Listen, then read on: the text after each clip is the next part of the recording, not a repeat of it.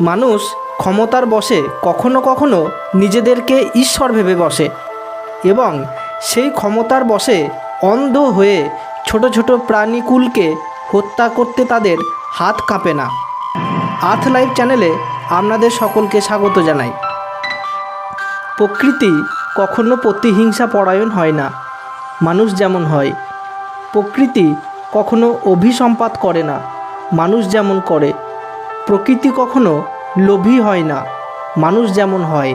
প্রকৃতি হয় শান্ত, স্নিগ্ধ, অপ্রতিম।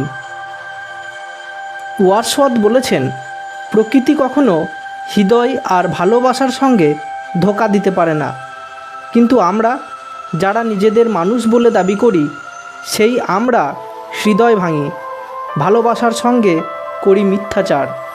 ভাঙা গড়ার খেলায় জল কাদা মিশিয়ে একাকার করে দিই, প্রকৃতিও তখন বিস্মিত হয়। ঝড়, জলোচ্ছ্বাস, বন্যা, খরা এইসব তো প্রকৃতিরই লীলা।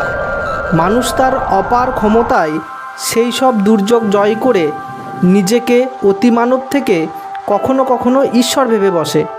সেই অহংকারের মিথ্যা অভিলাষ মানবজাতিকে আজ টেনে হিঁচড়ে নামিয়ে এনেছে গভীর এক খাদের কিনারে। ইংরেজিতে একটা কথা আছে, নেচার অফ রিভেঞ্জ। কিন্তু শুরুতেই বলেছি, প্রকৃতি কখনো প্রতিহিংসা পরায়ণ বা নেতিবাচক হয় না।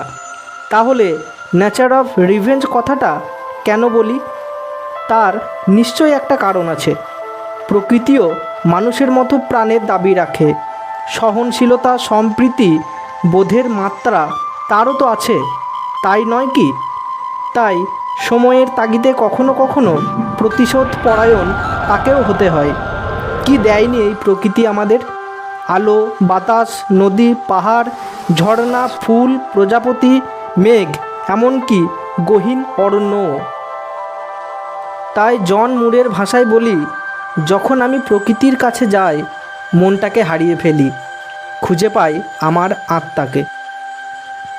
কিন্তু হায়, এই মানব সমাজের অমানবিক আমরা নানা ঘাত প্রতিঘাতে ধরনীর ঐশ্বরিক সৌন্দর্যকে এতটাই বিপর্যস্ত করে তুলেছি যে প্রকৃতির খুব কাছে যেয়েও মন আর আত্মাকে বোঝার মতো মানবিক বোধ আজ মৃতপ্রায়। ভিডিওটি দেখার জন্য আপনাদের অসংখ্য ধন্যবাদ।